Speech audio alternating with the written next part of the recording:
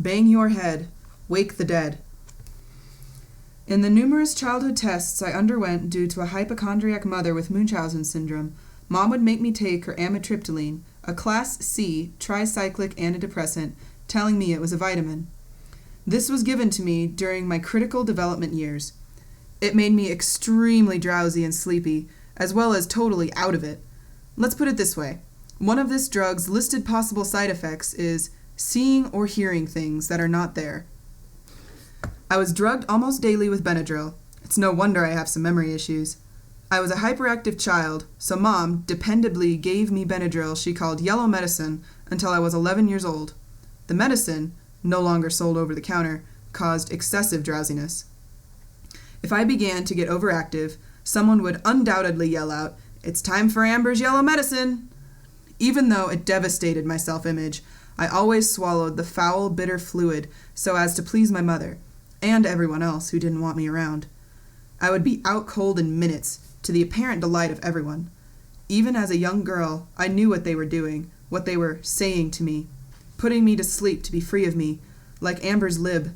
It didn't bode well to a young girl's ego. Somehow, unnecessarily medicating a toddler for over a decade became a family joke.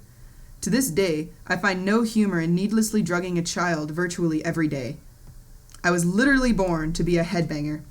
By the time I could hold my head up, I banged my head against walls or something hard. I could literally make the entire house quake.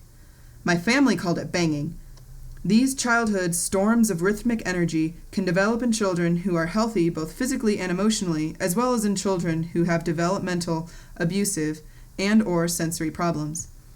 Banging can often be misconstrued as autism or stimulation starvation, as well as a lack of human contact during the developmental, formative years. Children will also bang their heads to distract themselves from pain, such as teething or ear infections. I had innumerable horrendous ear infections that consistently leaked a yellow and green discharge, like a child's runny nose, my father always said. I had surgical tubes implanted twice before I was 2 years old. Peculiarly, I banged my head past the point of drawing blood. Massive black and blue goose eggs swathed my forehead. My Nana was so disturbed by the unattractive bruises that she placed self-adhesive Christmas bows on my head in order to conceal the injuries. So stylish. This harsh banging is uncommon because the sensation of pain typically breaks children from banging too hard. But I was intent on this punishing degree of self-simulation. Unusually, less than 5% of children headbang past 5 years old, but I continued to bang on and off through age 13. Around 12 years old, I underwent a CAT scan and a demeaning overnight polysomnogram, but I never saw or overheard the results. I'll never know which clinical definition of headbanging applied to me, if I was even definable. I would also rock back and forth in chairs for hours at a time. Rocking and headbanging became habitual, like thumb-sucking. If Mom caught me, I knew I would be in trouble and looked at as an oddball. I tried, but failed to hide it. I would invent ways to spend time rocking. I would pretend to be vacuuming, but left the appliance running while I was in my preferred beige chair rocking. These rhythmic sensations may have looked a bit eerie, but they soothed me. It felt normal to me and also helped me to rid myself of my stress and tension. The only problem with rocking was the formation of colossal knots in the back of my hair. If Mom happened to feel the mass, she would angrily rake the lumps from my hair with a comb, ripping strands from my scalp and causing rawness. Looking back, it's amazing what a child can endure. It didn't take long to learn that rocking was a very bad thing. I didn't want anyone else to see the weird Amber. During an unestimatable number of doctor visits, my father paid for, physicians also revealed drusen in my eyes.